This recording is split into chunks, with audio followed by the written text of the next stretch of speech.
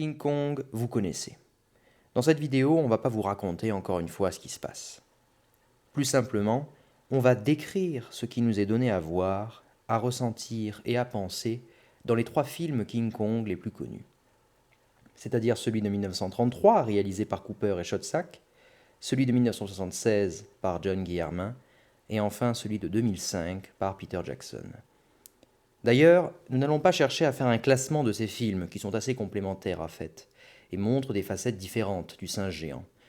Décrire seulement, c'est ça notre projet. Décrire ce qu'on voit et ce que les images provoquent en nous, comme émotion et comme réflexion. C'est déjà assez ambitieux, comme vous le verrez. King Kong fait partie de ces mythes fondateurs du cinéma, qu'il suffit d'invoquer pour émouvoir le spectateur. C'est que le mythe est cruel. Dracula reste un monstre qu'il faut abattre pour sauver, sinon l'humanité, la belle qu'il convoite. Frankenstein reste une créature contre nature, malgré lui, malheureusement. Et tous les mythes ne se terminent pas si mal. À la fin, la chute du singe géant nous laisse dans le vertige. Il a une place à part parmi les mythes que le cinéma a commencé à rendre populaires dès les années 30. C'est qu'il est proprement cinématographique. Dracula ou Nosferatu, Frankenstein, même James Bond plus tard, avaient fait leurs armes en littérature avant que le cinéma se les approprie. Dracula, avant d'être une confusion d'images, était une confusion de mots et de points de vue en confrontation. King Kong, quant à lui, est un vrai mythe cinématographique. Non seulement parce qu'il se trouve que cette histoire a été racontée tout d'abord au cinéma, mais surtout que pour pouvoir être racontée, elle a besoin des techniques propres au 7e art. Non, King Kong n'est pas une sorte de réécriture de La Belle et la Bête, même s'il y a des ressemblances entre ces deux fictions. La bête dans le conte reste un homme défiguré, dont les vices ont fini par dessiner sur son corps leurs stigmates. Mais cela reste un homme, homme déformé ou homme sous la bête.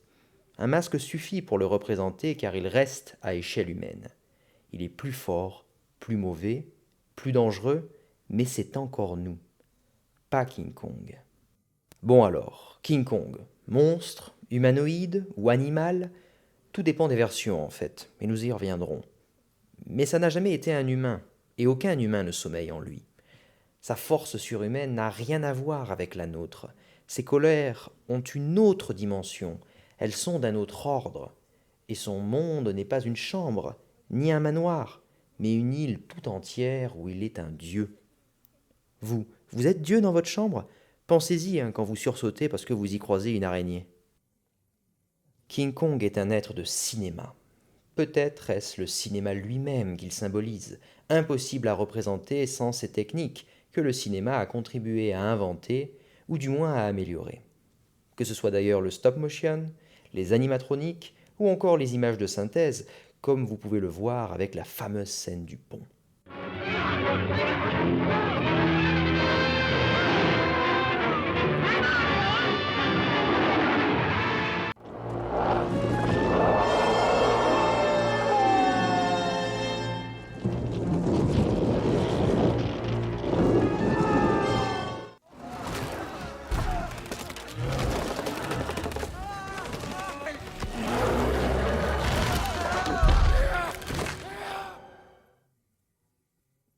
Ce genre de scène, et toutes celles où la belle se tient au chaud dans la paume de Kong, sont propres au médium cinématographique. Un livre aurait bien du mal à suggérer le gigantisme de Kong. Je ne dis pas qu'il n'y arriverait jamais, mais au prix de quels efforts? Alors qu'un film se contente de porter la bête au regard, sans même avoir à la suggérer. Montrer suffit, et provoquer l'ébahissement du spectateur. Non qu'il croie qu'un singe géant se trouve réellement devant lui, bien sûr, mais parce qu'il voit ce qui jusqu'ici n'était pas représentable. Jamais la stop motion n'avait été aussi impressionnante que dans le King Kong de 1933. Jamais les animatroniques n'avaient réussi à saisir une actrice et la soulever avec une telle délicatesse que dans celui de 1976. Enfin, les images de synthèse du King Kong de 2005 font de Kong un personnage à part entière, si convaincant qu'il fait pâlir la plupart des blockbusters actuels. Non mais franchement, on n'y croit pas là? Personnellement, King Kong, et à mon avis le film le plus réussi en termes de VFX après Avatar de 2009, je trouve, et celui de 2022. À quelques effets près, il n'a quasiment pas vieilli. On va pas se contenter de regarder les différences entre les techniques propres à chaque époque. Bien sûr, les plans en stop motion ont à l'image une saccade, loin de la fluidité de nos images de synthèse actuelles, mais ça garde un charme désuet et poétique. La stop motion, vous connaissez peut-être grâce à L'étrange Noël de Monsieur Jack de Henry Selick, ou encore Les Noces funèbres de Burton. Ce n'est pas hyper photoréaliste, certes, mais ça a cette rugosité propre à tout ce qui n'est pas virtuel. Les animatroniques, quant à eux, c'est génial pour ce qui est des contacts.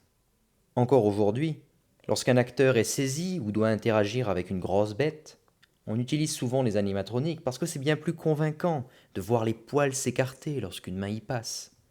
En revanche, c'est raide. Ça bouge de manière mécanique et paradoxalement, la scène du pont qui a le plus mal vieilli entre les trois King Kong qui nous intéressent, c'est sans doute celle de 1976. Enfin, les images de synthèse sont imbattables en termes de photoréalisme et surtout de fluidité des mouvements quand elles sont parfaitement réalisées. En revanche, ça coûte très cher et ça a tendance, presque immanquablement, à pousser le réalisateur à adopter une sorte de caméra montée sur l'air, extrêmement mobile, ce qui donne des plans certes vertigineux, mais parfois un peu vides. Ça ressemble à des cinématiques de jeux vidéo, on l'a assez dit, et abuser des travelling compensés réduit considérablement leur effet. Personnellement, ces plans ne me gênent pas trop parce que j'ai grandi avec, mais c'est vrai que ça reste artificiel. C'est presque des montagnes russes dans un parc d'attractions. Bref, chaque technique a ses forces et ses écueils. Mais toutes répondent à un but, nous faire croire en la réalité de la bête. Les films King Kong reposent presque exclusivement sur cela. Si Kong est convaincant, le film ne sera pas un échec total et restera un divertissement impressionnant. Et nous faire croire à Kong, c'est nous faire croire à son gigantisme, ainsi qu'à celui de toutes les bestioles qui peuplent l'île du Crâne. C'est pour ça, plus profondément, que King Kong est bien un mythe cinématographique. C'est qu'il repose sur un rapport d'échelle entre lui et les hommes. Et ces rapports d'échelle ne peuvent être mieux rendus que par la confrontation de plans au sein d'une image. Ainsi, dans cette scène où Kong s'attaque au matelot, c'est un plan large puisqu'il cadre les arbres dans leur totalité. Le plan embrasse au moins une cinquantaine de mètres d'image, semble-t-il, mais Kong remplit l'image sans difficulté parce que le plan large est son monde, tout simplement. Et les hommes y sont réduits à l'état de fourmis, puisque dans ce plan, leur existence ne vaut plus rien. Toute leur puissance est ici réduite à néant face à celle du singe, qui agite un tronc d'au moins une tonne comme qui rigole. Les hommes ici subissent une remise à l'échelle, une humiliation. Alors que dans le bateau, ils emplissaient aussi des plans assez larges où on les voit occuper l'espace. Cet espace paraît ridiculement restreint face à celui qu'habite Kong. Des fourmis, rien de plus. Cette opposition entre échelles n'est jamais plus sensible que dans ce plan. Bon, il n'y a pas forcément d'intention ici de la part du réalisateur. Il se trouve que pour se servir de la stop motion, il faut que les images du stégosaure soient superposées littéralement à celles des hommes qui tirent, ou à celles de ces deux hommes qui marchent. Mais l'effet est bien là. On voit clairement une barrière infranchissable entre le monde des hommes et celui des bêtes. Vous voyez bien que le stégosaure est littéralement sur un autre plan et que les hommes ne peuvent pas le toucher en fait. Chacun chez soi. Il y a le monde des hommes civilisés et celui des bêtes féroces. Dans le film de 1933, à peu près tout veut vous manger, même des dinos herbivores. Et on ne fait pas le poids. Regardez quand un homme est filmé non de son point de vue, de son plan, mais de celui du brontosaure. Dans ce cas, il est réduit à rien, minuscule, bientôt dévoré. Cette impression de superposition et d'opposition des plans n'est peut-être pas volontaire, mais elle est comme un effet secondaire de la technique utilisée. D'ailleurs, cette impression d'opposition des différents plans, qui crée une segmentation de l'image, si elle peut faire sens comme dans King Kong, peut aussi résulter d'une mauvaise incrustation du fond vert aujourd'hui. Et là, c'est vraiment raté parce qu'elle n'a même pas lieu d'être. Voilà, ça c'est proprement cinématographique.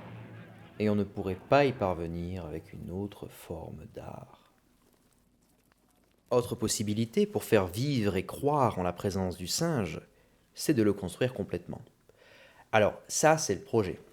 Construire une sorte de robot géant qui pourrait bouger comme un singe. Mais bien sûr, c'est impossible, et le film de 1976 en fait les frais. On voit que la bête bouge peu et difficilement, à part lorsqu'elle est un homme en costume, filmé dans un décor à l'échelle de Kong. Mais la réussite de ce film, c'est ça.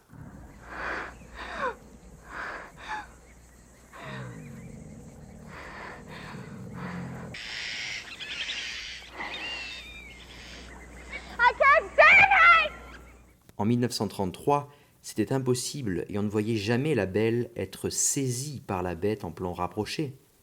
Et donc on ne pouvait pas voir ses réactions, seulement ses gestes minuscules dans un plan taillé pour le singe.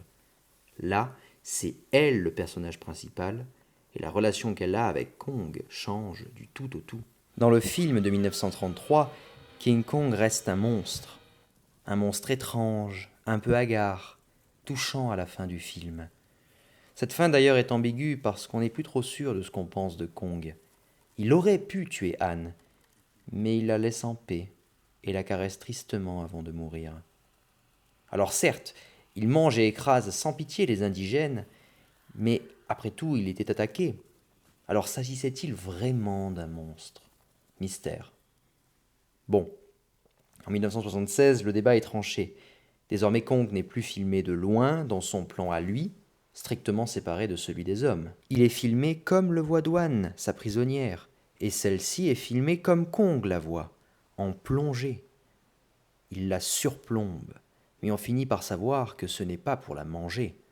Il prend soin d'elle, il la lave dans une scène où l'ambiguïté ne repose plus sur la monstruosité de la bête, mais plutôt sur ses intentions. Regardez-le là. Personne ne regarde une belle côtelette comme ça. Mais si quelqu'un vous regarde comme ça, c'est le moment de jeter un œil sur les issues de secours. On voit même des plans où Dwan et Kong sont presque à égalité. Dwan qui occupe le plan et Kong qui déborde, comme si c'était lui qui était trop grand finalement, disproportionné. Le contraste est fort avec le film de 1933, où c'est plutôt Anne, la blonde, qui est trop petite, réduite à une proie potentielle, à une victime. Elle ne peut rien faire là où Dwan, en 1976, est bien plus combative.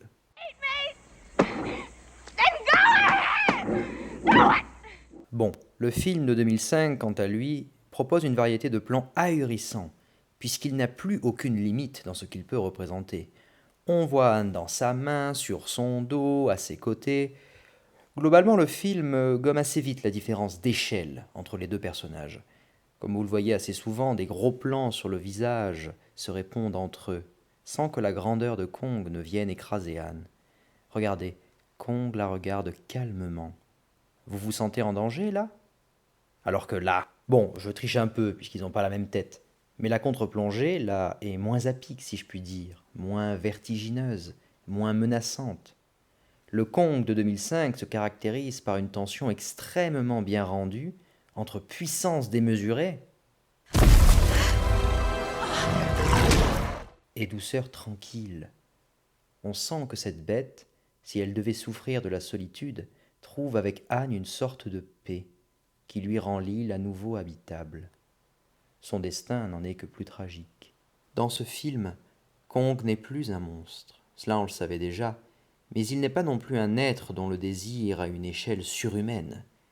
Il est une sorte de gardien de l'île, protecteur d'Anne Darrow, doux comme colérique. Bon, c'est sûr qu'il ne faut pas l'asticoter, ou se croire trop chez soi sur l'île du crâne.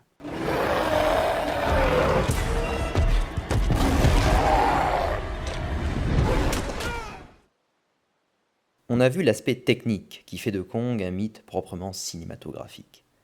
Peut-être même symbolise-t-il le cinéma lui-même, comme vestige d'une puissance naturelle au sein de la société industrielle, comme lieu des désirs grands comme des millions d'hommes, assez masculins, vous le sentez, ou comme être merveilleux que la modernité vient chercher, enchaîner, puis immanquablement détruire. Que fait le cinéma sinon nous présenter des merveilles et se situer au creux d'une tension entre modernité industrielle et vestige d'un rapport moins rationnel au monde, plus intense, plus entier. Il convient maintenant de s'attarder plus précisément sur ce grand singe.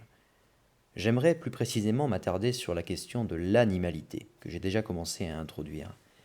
Bon, Kong n'est pas humain. Mais quand on a dit ça, on n'a pas dit grand-chose, et il faut à nouveau distinguer les occurrences du personnage. Dans le film de 1933, il s'agit plus d'un monstre que d'une bête. Ses apparitions l'offrent toujours presque entier à notre regard. La bête nous est donnée à voir déjà dans l'île, comme elle sera livrée à la curiosité des New-Yorkais à la fin du film. C'est un monstre, donc c'est ce qu'on montre, ce qu'on dévisage, ce à quoi on refuse un visage humain. Nous détaillons Kong pendant tout le film, nous nous étonnons de sa force. Il est un monstre parce qu'il est effrayant bien sûr, c'est un mangeur d'hommes et un tueur, mais aussi parce qu'il y a déjà en lui de la bête de foire. Et toute la force du film, c'est de nous rendre amère notre victoire face à cette bête indomptable, quasi invaincue. On a un doute sur sa nature, et si au fond, elle était innocente, plus que nous ne pourrions jamais l'être, et si au fond, son seul tort était de ne pas céder à notre puissance, notre ambition de tout soumettre. Mais c'est seulement à la fin.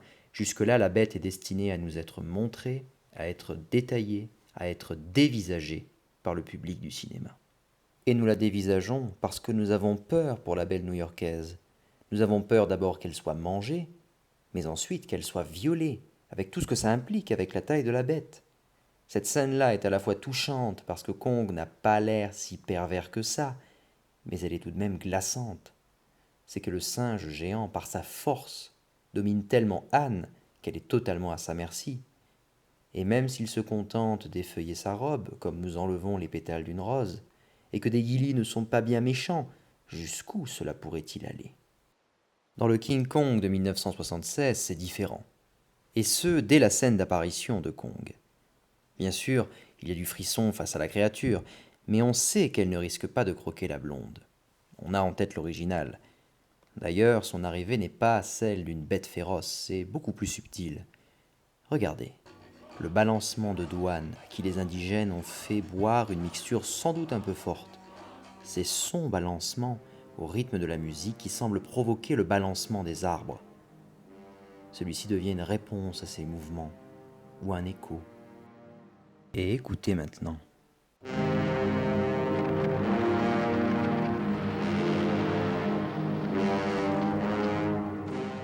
Le thème de Kong, majestueux et inquiétant, sonne déjà alors que c'est le visage de Douane qui est donné à voir.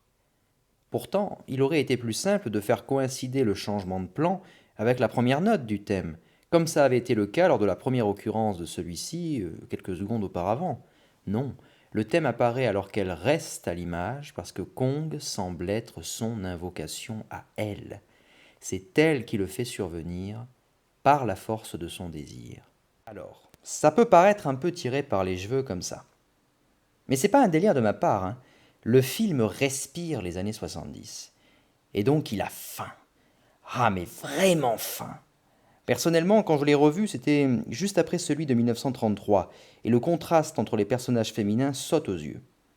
Disons que Douane, dans celui de 1976, est certes présentée comme une ingénue, mais elle n'a absolument aucun problème à assumer son corps, sa beauté, ainsi que le désir qu'elle peut susciter à Jeff Bridges et qu'elle semble ressentir pour lui. Ce n'est qu'une observation, hein, et tant mieux que le rapport qu'elle a avec son corps soit aussi solaire. Bon, évidemment, elle est filmée principalement par des hommes, donc on va pas se faire d'illusions. Ça reste la représentation fantasmée d'une femme terriblement désirable comme désirante. Et on sait qu'elle n'a jamais eu de relation sexuelle, puisqu'elle raconte elle-même aux passagers du bateau qui l'ont sauvée d'un naufrage que les membres de l'équipage de son ancien voyage voulaient regarder un film pour adultes, Gorge profonde, qui existe vraiment et dont le pitch a été imaginé par des hommes, hein. Je vous laisse jeter un coup d'œil à sa page wiki si vous le souhaitez. Alors Douane ne veut pas voir ça et se cache sous la table, il faut pas le dire trop vite. Et ensuite il y a une explosion et parce qu'elle s'est cachée, elle a été la seule survivante. Donc comme elle le dit avec un grand sourire, elle a été sauvée par Deep Throat. Bon, le personnage est quand même posé, hein, on n'a pas de doute qu'elle est désirante, elle aime le personnage de Jeff Bridges, mais on sait aussi qu'elle n'a jamais pratiqué la chose.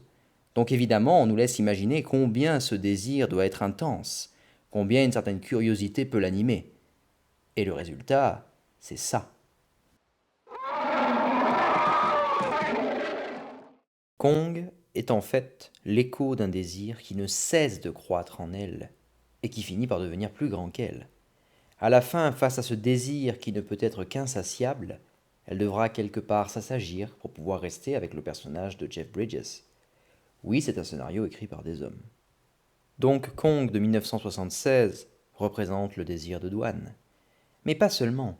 Il porte aussi en lui le désir que les spectateurs peuvent nourrir envers Jessica Lange, qui est particulièrement mémorable dans ce film. Et lorsque Kong la regarde en la surplombant, c'est nous-mêmes qui la regardons ou qui lui faisons prendre une douche sous la cascade, etc. Ici, on peut peut-être parler d'une forme de catharsis, puisque nos désirs, nos passions sexuelles sont clairement représentées telles quelles sur l'écran. Après, y a-t-il purgation ou au contraire excitation? C'est un problème qui reste entier. Mais Kong vibre du même désir que nous, d'autant plus intense qu'on sait que Dwan vibre d'un désir au moins équivalent. Peut-être pas pour Kong, malheureusement pour lui, sans doute pas pour nous, mais ce désir ne la rend que plus incandescente. On voit qu'il ne s'agit pas de montrer Kong comme la bête inhumaine qui n'aurait rien à voir avec nous. Kong, c'est nous quelque part, nous en plus gros, en plus désirant, en plus maladroit peut-être. J'espère ne pas avoir cette tête quand je trouve quelqu'un désirable, mais c'est encore nous. En tout cas, c'est toi, essaie pas de te cacher. D'où ces plans rapprochés, parce que c'est Dwan qui voit Kong, mais aussi parce que ce sont ses yeux que nous devons regarder et qui brillent d'un désir qui est commun au nôtre. D'ailleurs, le film est clair à cet égard. Kong est un humanoïde, et donc ce Kong-là est bien plus proche de nous que le premier. Et ses intentions sont claires, bien qu'on ne sache pas trop où elles peuvent mener, d'où le danger que peut représenter Kong. Il désire Dwan sexuellement, et il est accusé par les autres membres de l'équipage d'avoir voulu la violer. Ça, c'est pas un accident, hein, et ça donne une scène mythique, aussi ambiguë que touchante, parce que cette bête semble aussi innocente dans son simple désir que Dwan pouvait l'être dans le sien dans la première partie du film. Pour celui de 2005, c'est différent. Les deux autres films jouaient à des degrés divers sur l'ambiguïté de la relation entre Kong et la belle. Survivra-t-elle à l'amour ou au désir du monstre, qu'elle en ressente elle-même ou non? Bon, alors dans le film de 33, on sait qu'elle tombe amoureuse du second du capitaine, mais rien n'est dit sur ce qu'elle ressent sensuellement.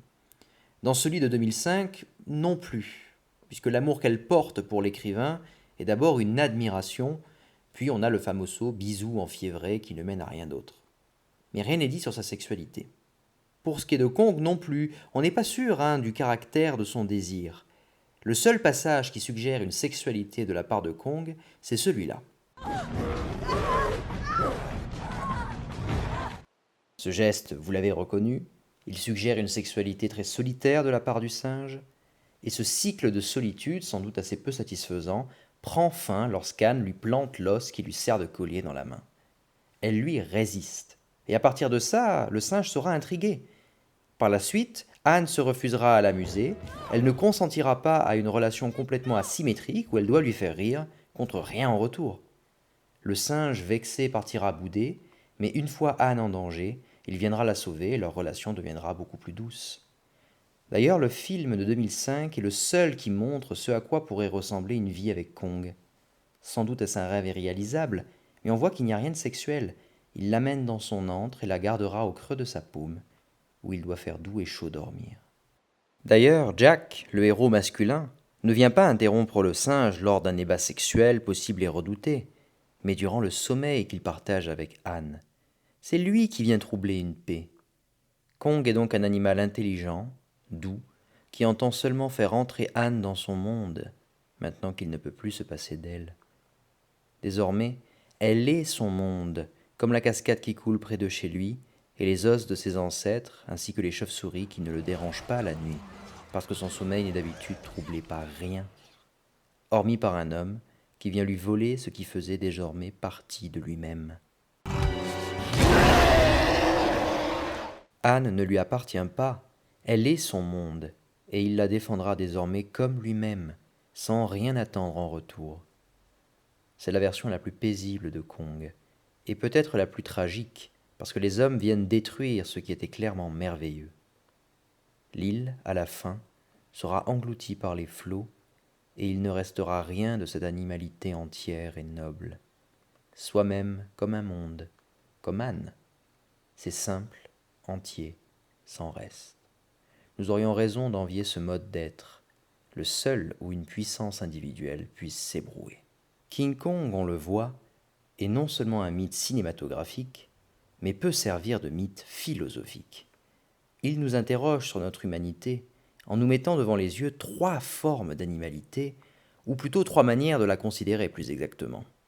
L'animalité monstrueuse, dangereuse, qui comme un tigre doit être vaincue, l'animalité comme lieu de désir plus ou moins pervers, et enfin l'animalité comme lieu d'une puissance. On remarque que les deux premières contiennent des préoccupations très humaines. Kong est le tueur ou le pervers qui risque d'abîmer la belle. Seul le dernier est laissé à lui-même, hors de nos peurs de laisser les femmes loin d'une surveillance masculine quand elles sont dans la jungle, n'ayant pas peur des mots. Bon, après il y a aussi eu le King Kong Shrek, mais c'est encore autre chose. J'aimerais pousser plus loin encore la réflexion et me demander ce que le mythe peut nous révéler sur notre désir, notre sexualité et notre amour.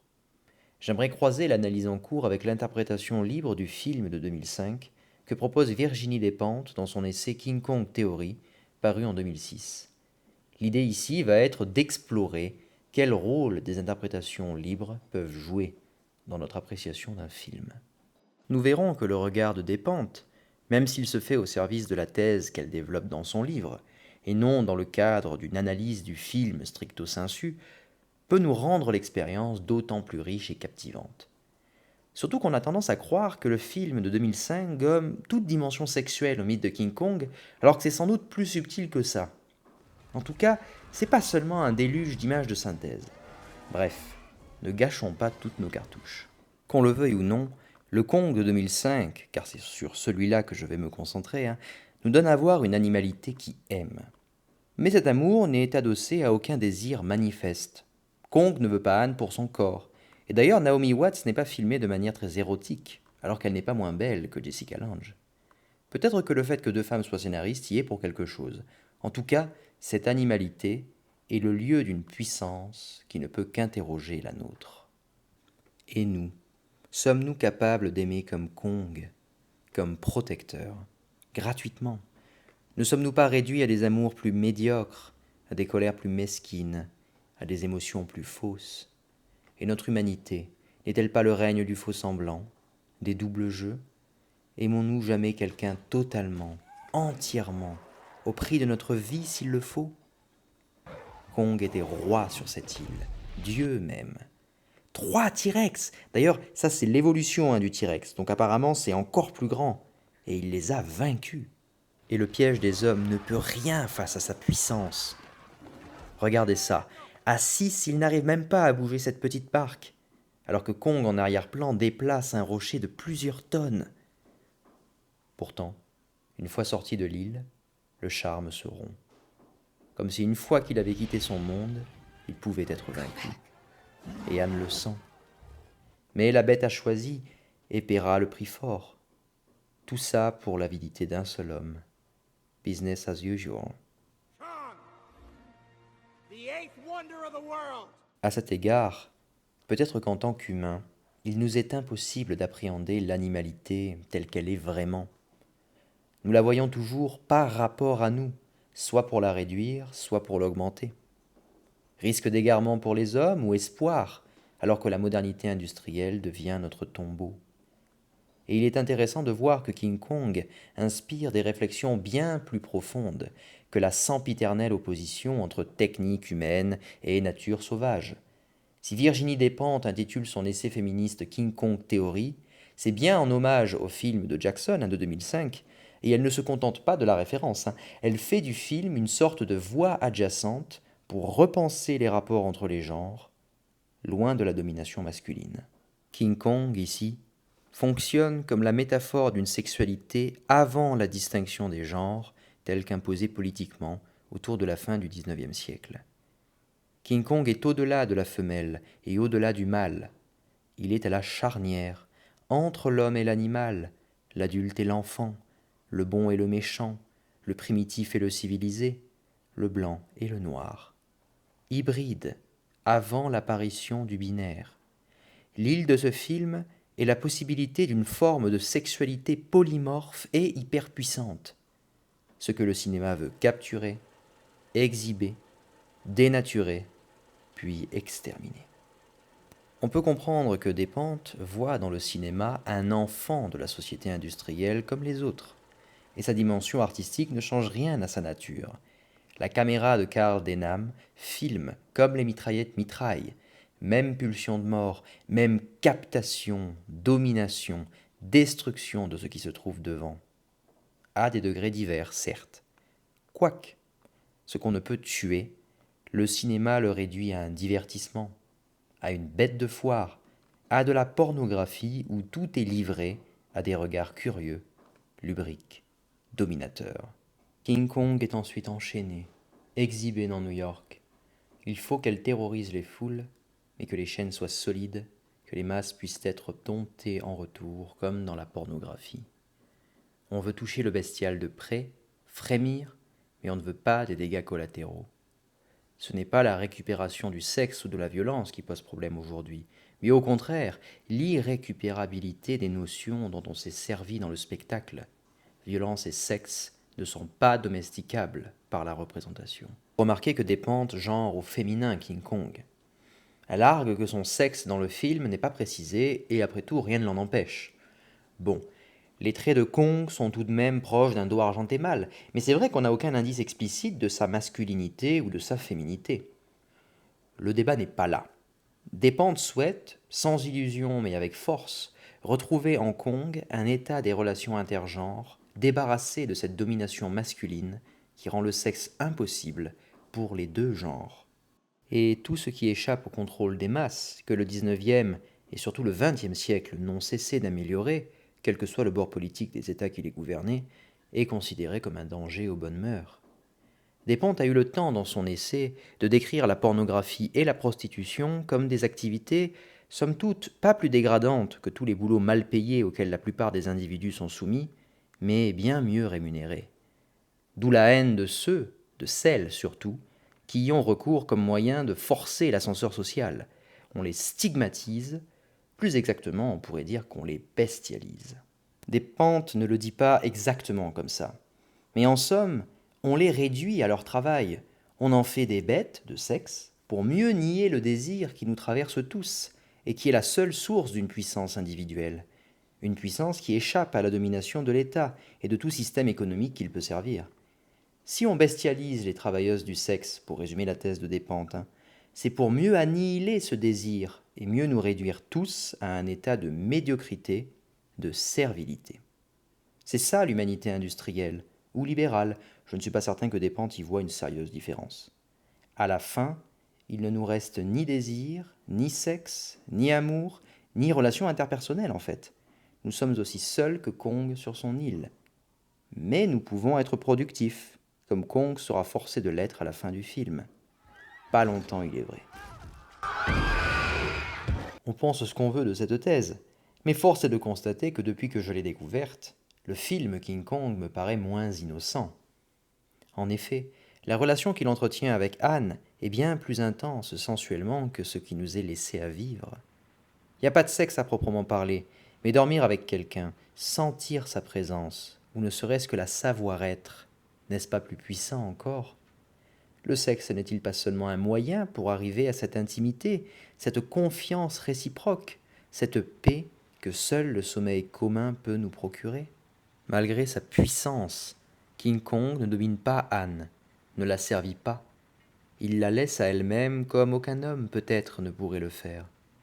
Et à vrai dire, on a quelques doutes sur la pérennité de la relation d'Anne avec Jack à la fin du film. Ce qu'ils vivront ensemble équivaudra-t-il à ce qu'ont pu vivre Anne et Kong le temps d'un jour, d'une nuit, d'une chute ? Même si Jack ne nous est pas clairement présenté comme un homme viril, musclé et décérébré, plutôt comme un homme sensible et doux, on a quand même des doutes. Quelque part, on pourrait moins y croire qu'en l'existence du singe géant. Despentes est plus catégorique encore. Ensuite, alors, la belle a suivi son bout. La belle n'a pu empêcher les hommes ni de ramener la bête, ni de la tuer. Elle se met sous la protection du plus désirant, du plus fort, du plus adapté. Elle est coupée de sa puissance fondamentale. C'est notre monde moderne. Pour elle, cette fin est clairement amère. C'est la victoire de l'humanité industrielle sur Kong. Victoire totale, puisque l'étreinte finale vient faire de King Kong un rêve achevé pour Anne. Ce qu'il n'était pas.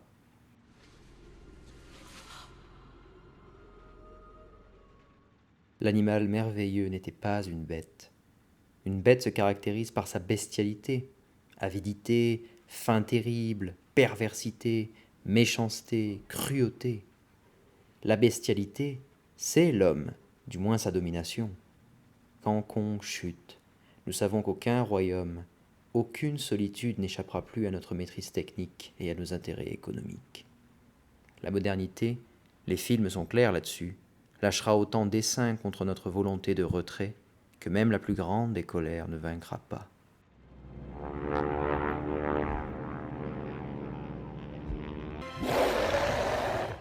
Tous ceux qui veulent y échapper seront détruits. Même Anne n'y échappera pas, semble-t-il. À la fin, la chute du singe nous montre combien nous avons perdu en croyant gagner. Le monde industriel nous aura permis de contempler la 8e merveille du monde, mais comme une bête, pour la détruire. Le cinéma, presque dès sa naissance, avoue déjà que ce qu'il prétend nous faire découvrir est voué à la mort, et que les images qu'il conserve sont des images de mort. C'est un divertissement, il y est donc voué immanquablement, comme diraient les pascaliens. Peut-être n'est-ce pas si grave, mais il accompagne le règne industriel qui vient rendre possible, sinon pensable, le contrôle toujours plus accru des masses et la destruction de la nature, si ce n'est de nous-mêmes. N'était-ce pas la même chose au départ ?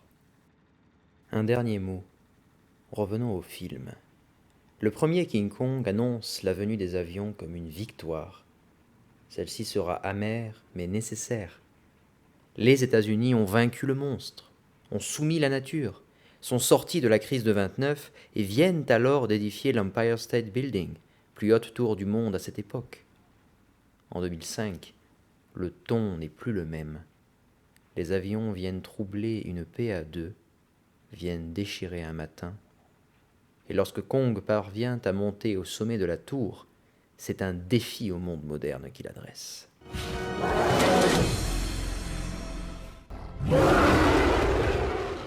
Seul contre les saints, n'est-ce pas la possibilité même de se constituer soi-même comme monde en retrait, autonome, comme lieu de sa puissance et siège de ses propres désirs, qui est venu s'écraser au pied de cette tour si moderne ?